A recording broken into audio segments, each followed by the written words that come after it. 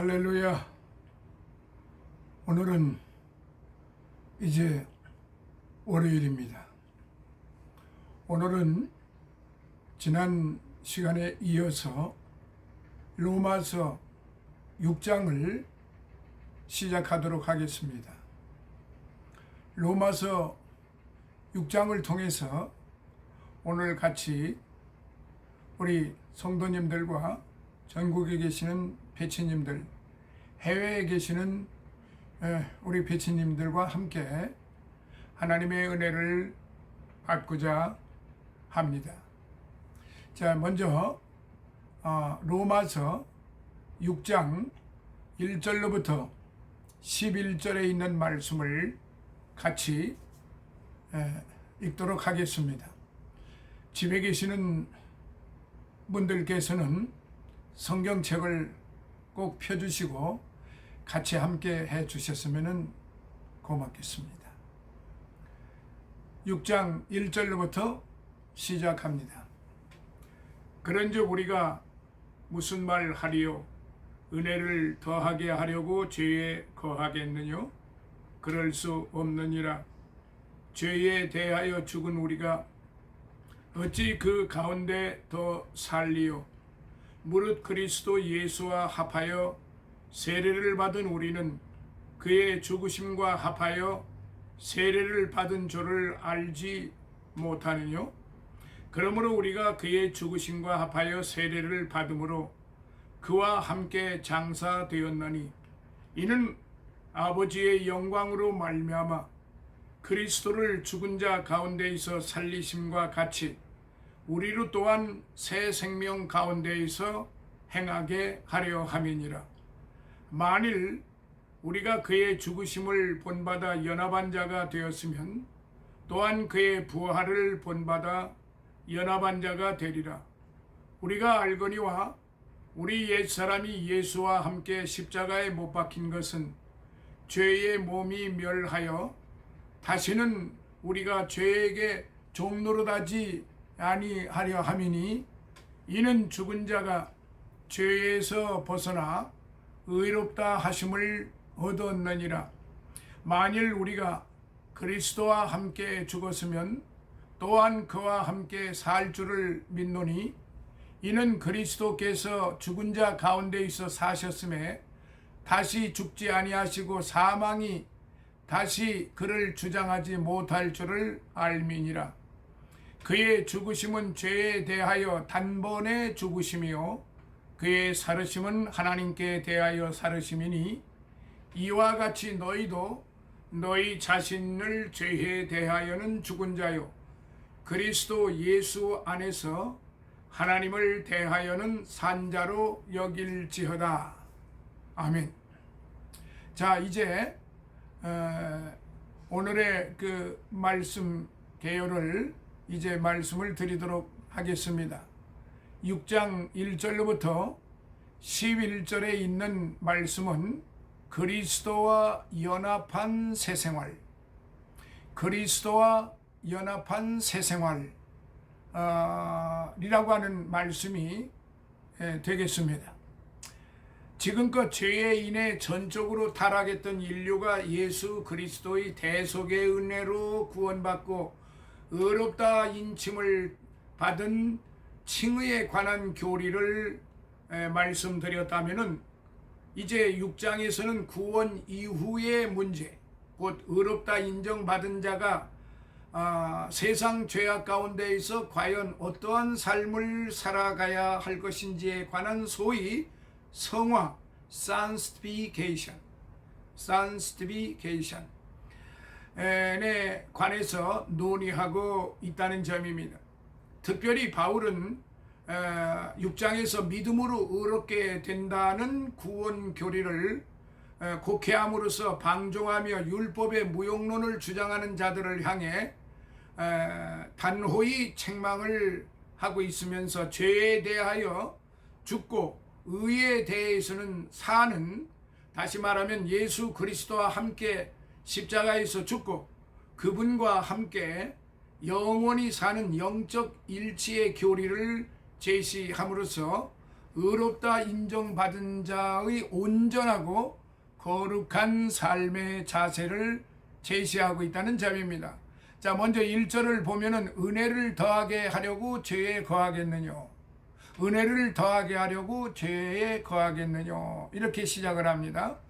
죄가 많은 사람은 사죄의 은총을 더욱 많이 받는다고 하여, 즉 사죄의 은혜를 더 받겠다고 죄를 더 짓겠느냐는 역설적인 질문.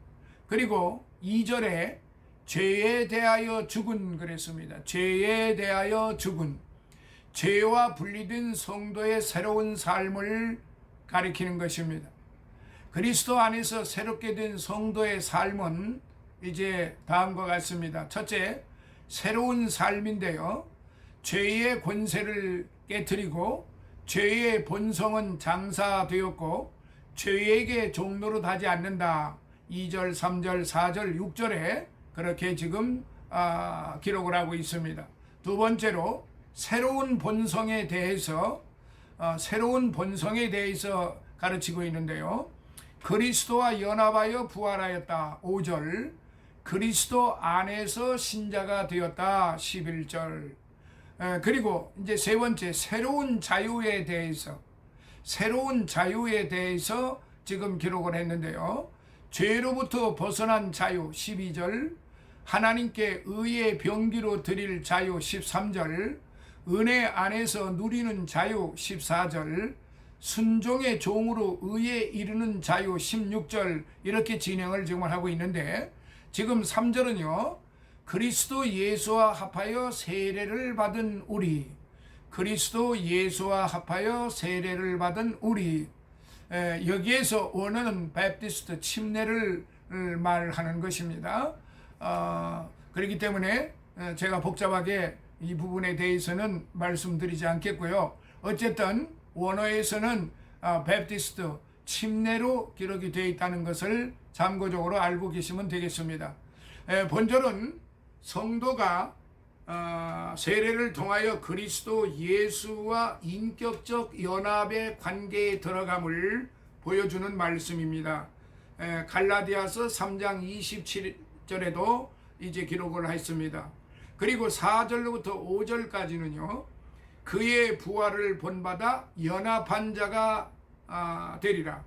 그의 부활을 본받아 연합한 자가 되리라. 그의 부활은 예수 그리스도의 부활이고 그 부활하신 예수님을 본받아서 예수님과 연합한 자가 된다는 말이죠. 만일 우리가 믿음으로 세례를 받는다고 한다면은 그리스도의 죽으심에 동참한 것일 뿐만 아니라 그분의 부활에도 동참한 것이라는 그런 의미의 말씀입니다. 자, 6절, 죄의 몸이 멸하여, 죄의 몸이 멸하여.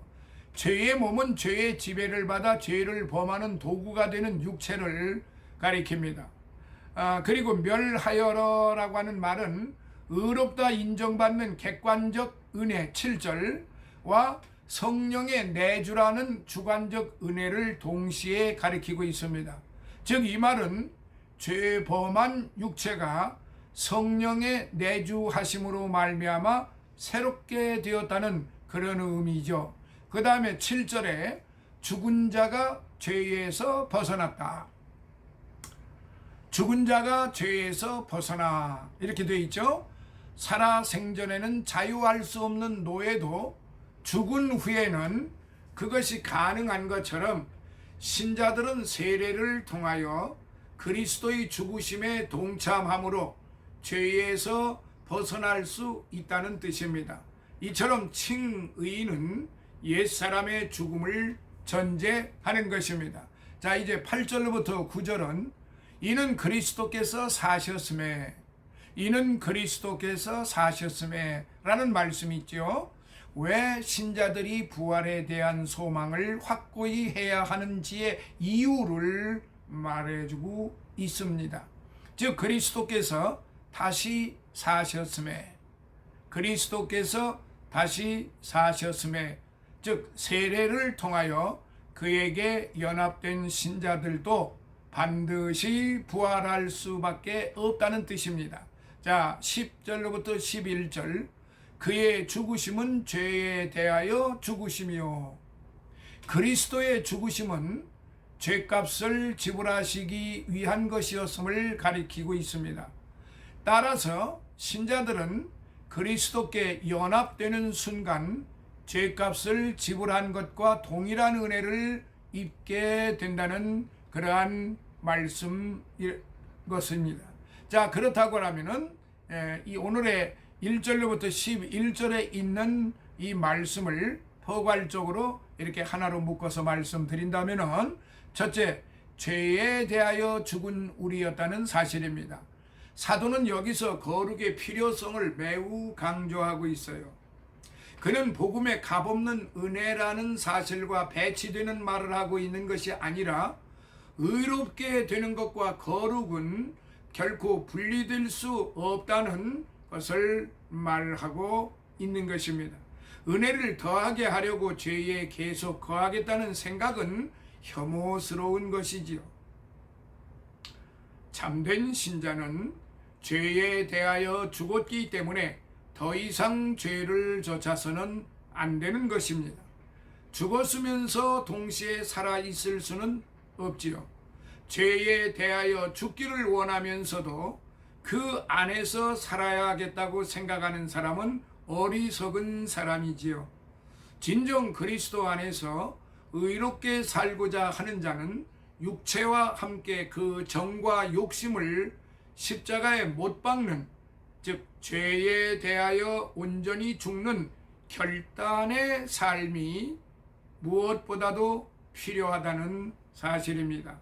갈라디아서 5장 24절을 보시면은 더욱 잘 아실 수가 있습니다. 자, 두 번째, 그리스도와 연합하여 세례받은 우리, 그리스도와 연합하여 침례받은 우리. 즉 침례란 잠긴다, 가라앉는다는 뜻을 지닌 말로, 여기서 물에 잠김은 자신의 과거를 영원히 장사시키는 것, 잠긴 데서 일어남은 죽음에서 부활하는 것을 상징하는 행위로 결국 예수 그리스도의 죽으심과 부활하심에 성도된 자가 온전히 합치된 일의 표시라 할 것입니다. 3절 4절. 즉 침례는 죄에 대한 죽음과 모든 경건치 못하고 거룩하지 못한 욕망의 장사를 의미하며 새 생명 안에서 하나님과 동행하는 삶으로 다시 살아나는 것을 상징하는 것이지요.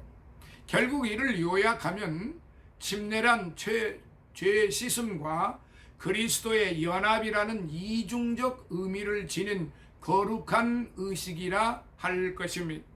물론 거룩하지 못한 형식적 신앙 고백자 역시 겉으로는 죽음에 대하여 죽고 의에 대하여 새로 태어난 표시로 침례의식에 참여할 수 있을지 모르지만, 그는 하나님의 가족에 속하지 못하고 사단의 가족에 여전히 남아 있을 것이라는 사실입니다. 참된 신자에게 있어서 우리의 처음 조상 아담으로부터 유래된 옛 사람이라는 타락한 본성은 십자가로부터 유래된 은혜에 의하여 그리스도와 함께 십자가에 못 박혔습니다. 아직 그 옛사람은 살아남으려고 발버둥 치며 심지어 이겨보려고 애쓰지만 그 힘은 약화되었고 죽어가고 있습니다. 정녕 죽어도 하나님의 은혜로 구원받고 천국 백성으로서 살기 시작한 자는 거룩한 율법에 따르지 않는다 하더라도 그의 삶에서 모든 죄를 이제 제해야만 하는 것입니다. 그러나 그것은 신자들이 더 이상 죄의 노예가 되지 않고 하나님에 대하여 살도록 하기 위해서인 것입니다. 그래야만 그들은 하나님의 한 마음으로 하나님을 섬기며 참된 행복을 맛볼 수 있게 되기 때문이죠. 자, 이제 6장 12절로부터 23절에 있는 말씀을 같이 공부하도록 해보겠습니다. 이 말씀은 성화에 따른 실제적인 권면의 말씀입니다. 12절로부터 그러므로 너희는 죄로 너희 죽을 몸에 왕노릇하지 못하게 하여 몸의 사욕을 순종치 말고 또한 너희 지체를 불의 병기로 죄에게 드리지 말고 오직 너희 자신을 죽은 자 가운데에서 다시 산 자같이 하나님께 드리며 너희 지체를 의의 병기로 하나님께 드리라. 죄가 너희를 주관치 못하리니 이는 너희가 법 아래 있지 아니하고 은혜 아래 있음이니라. 그런즉 어찌하리요? 우리가 법 아래 있지 아니하고 은혜 아래 있으니 죄를 지으리요? 그럴 수 없느니라. 너희 자신을 종으로 들여 누구에게 순종하든지 그 순종함을 받는 자의 종이 되는 줄을 너희가 알지 못하느냐? 혹은 죄의 종으로 사망에 이르고 혹은 순종의 종으로 의에 이르느니라. 하나님께 감사하리로다. 너희가 본래 죄의 종이더니 너희에게 전하여 준 바 교훈의 본을 마음으로 순종하여 죄에게서 해방되어 의에게 종이 되었느니라. 너희 육신이 연약함으로 내가 사람의 예대로 말하노니 전에 너희가 너희 지체를 부정과 불법에 들여 불법에 이른 것 같이 이제는 너희 지체를 의에게 종으로 들여 거룩함에 이르라. 너희가 죄의 종이 되었을 때는 의에 대하여 자유하였느니라. 너희가 그때에 무슨 열매를 얻었느냐? 이제는 너희가 그 일을 부끄러워하나니 이는 그 마지막이 사망임이니라. 그러나 이제는 너희가 죄에게서 해방되고 하나님께 종이 되어 거룩함에 이르는 열매를 얻었으니 이 마지막은 영생이라.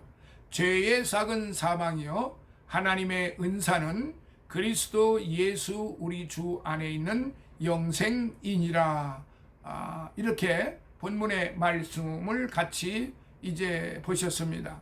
자, 1절부터 11절까지는 주로 의롭다 인침받은 신자가 마땅히 성화의 삶을 살아야 할 것과 그 같은 삶을 위해 그리스도와 연합된 삶이 필요함을 가르친 것에 비해서 이제 12절로부터 23절까지는 성화의 삶을 살아가는 데 있어서 필요한 실천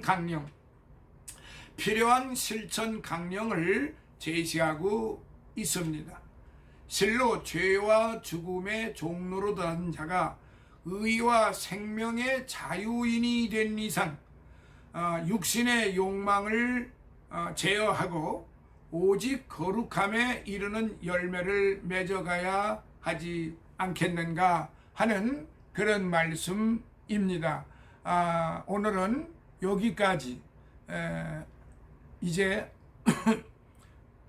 6장 12절로부터 23절까지는 내일 시간에 다시 진행하도록 하겠습니다.